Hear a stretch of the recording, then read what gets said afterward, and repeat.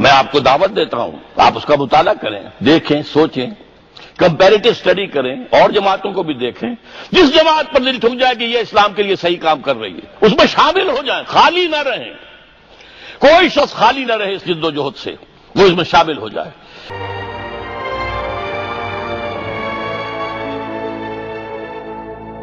جس کی خوشخبری دی ہوئی ہے حضور نے صلی اللہ علیہ وسلم کہ قیامت سے پہلے پوری دنیا میں نظام خلافت علی منہاج النبوت قائم ہوگا، ہو کر رہے گا، اس میں کوئی شک اور شبہ مجھے نہیں ہے، اور نہ ہونا چاہیے کسی کو بھی جس کا بھی ایمان ہے محمد الرسول اللہ صلی اللہ علیہ وسلم پر، صحیح اور پختہ حدیث کے اندر موجود ہے۔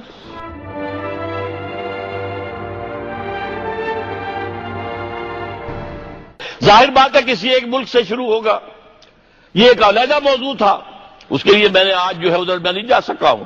اس کے لیے مشیت خداوندی بہت عرصے سے اس خطے کے لیے کچھ طے کر چکی تھی۔ آپ کو معلوم ہے تحریک خلافت چلی تو یہاں ہندوستان میں، اور کہیں بھی نہیں چلی۔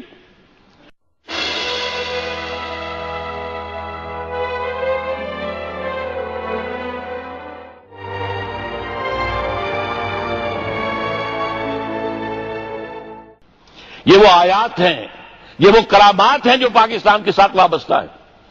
اس سے پہلے یہ کہ مجددین کا سلسلہ جو 1000 برس تک عالم عرب میں رہا تھا وہ ہندوستان میں منتقل ہوا۔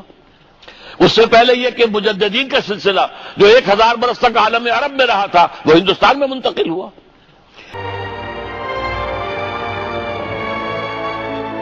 وہ بہت ملیٹنٹ تھی آریہ سماج، دیانند سرسوتی نے، یہ ملیٹنٹ تھی اور بڑی اسی جو ہے پذیرائی ہوئی ہندو معاشرے میں۔ انہوں نے کھل کر یہ کہا کہ ہندوستان صرف ہندوؤں کا ملک ہے، یہاں مسلمانوں کے لیے کوئی جگہ نہیں، لہذا یا ہندو ہو جائیں مسلمان اور یا پھر یہاں سے ہجرت کر جائیں۔ کھل کر آریہ سماج، اسی کے تحت پھر مہاسبھا بنی، اسی کے تحت RSS، انتہائی ملیٹنٹ آرگنائزیشن جو ہے ہندوؤں کی، یہ سب جو ہے دیانند سرسوتی کا۔ یہ اسی طریقے سے پھر شدھی کی تحریک شروع ہو چکی تھی، ریکلیم کرو مسلمانوں کو، یہ ہم ہی میں سے تھے، ان کے آباء و اجداد کہیں جو ہے مسلمان ہو گئے، انہیں واپس لو۔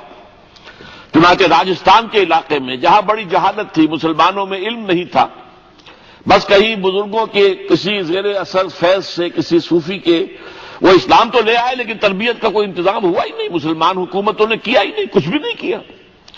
تو نتیجہ یہ نکلا کہ بڑے پیمانے پر شدھی کی تحریک ہو رہی تھی۔ میوات کے علاقے میں بڑی تیزی کے ساتھ مسلمان جو میو تھے وہ ہندو ہو رہے تھے۔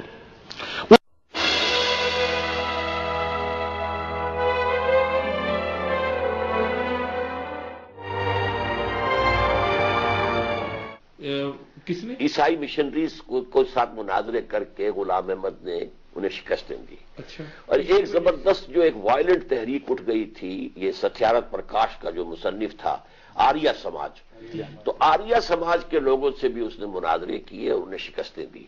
اچھا، ان دو چیزوں کی وجہ سے علماء کی آنکھوں کا تارا بن گیا، اس لیے کہ ہمارے علماء تو پڑھتے ہی نہیں، نہ بائبل پڑھتے ہیں نہ کسی اور مذہب کی کوئی کتاب پڑھتے ہیں، تو آخر مناظرہ کیسے کریں؟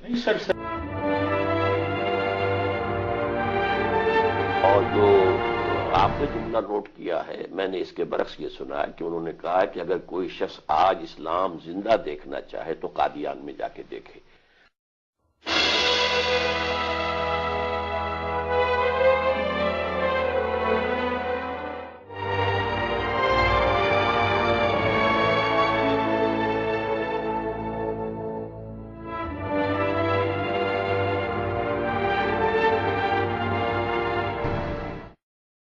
ہمارا خلافت پہ ایمان ہے، یہ ملت کی تنظیم کی جان ہے۔ ہمارا خلافت پہ ایمان ہے، یہ ملت کی تنظیم کی جان ہے۔ خلافت سے زندہ دلوں میں خدا، خلافت غریبوں کا ہے آسرا، خلافت سے زندہ دلوں میں خدا، خلافت غریبوں کا ہے آسرا۔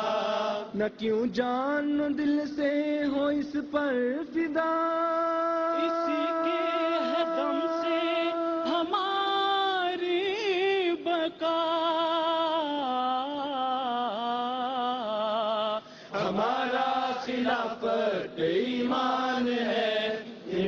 عدالت کی تنظیم کی جان ہے.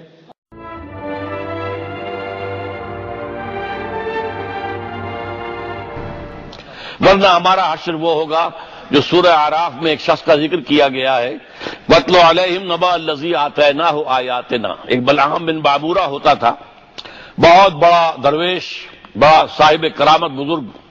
ہم نے اسے اپنی آیات عطا کی تھی، آیاتنا. فانسلخ منها، اس میں سے نکل بھاگا. فأتبعه الشیطان، تو شیطان اس کے پیچھے لگ گیا. فکان من الغاوین، پھر وہ انتہائی گمراہ ہو کر رہا. یہی ہمارا حال ہے. ہمیں آیات عطا کی گئی تھی، ہمیں 27ویں شب میں یہ پاکستان نازل کیا گیا ہمارے لیے معجزے کے طور پر آیا. یہ ساری چیزیں آیات ہیں. لیکن اگر ہم ان سب کو پیچھے ڈال کر اور صرف دنیا میں اور دنیا کے جو بھی اور رنگ ہیں اس وقت انہی کے پیچھے لگے رہے تو پھر وَلَوْ شِئْنَا لَرَفَعْنَاهُ بِهَا، اگر ہم چاہتے تو اسے اور بلندی اور رفعت روحانی اخلاقی عطا کرتے. وَلَكِنَّهُ أَخْلَدَ إِلَى الْأَرْضِ، لیکن وہ تو زمین ہی کی طرف دھستا چلا گیا. اس کے بعد آگے تھوڑے فرمایا ہے ذَلِكَ مَثَلُ الْقَوْمِ الَّذِينَ كَذَّبُوا بِآيَاتِ اللَّهِ، یہی مثال اس قوم کی بھی ہے جو اللہ کی آیات کو جھٹلا دیں.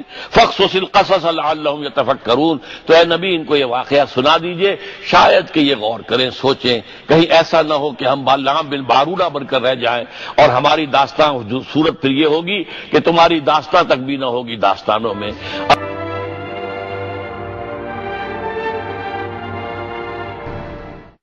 کیوں غضب بھڑکا خدا کا مجھ سے پوچھو غافلو، کیوں غضب بھڑکا خدا کا مجھ سے پوچھو غافلو.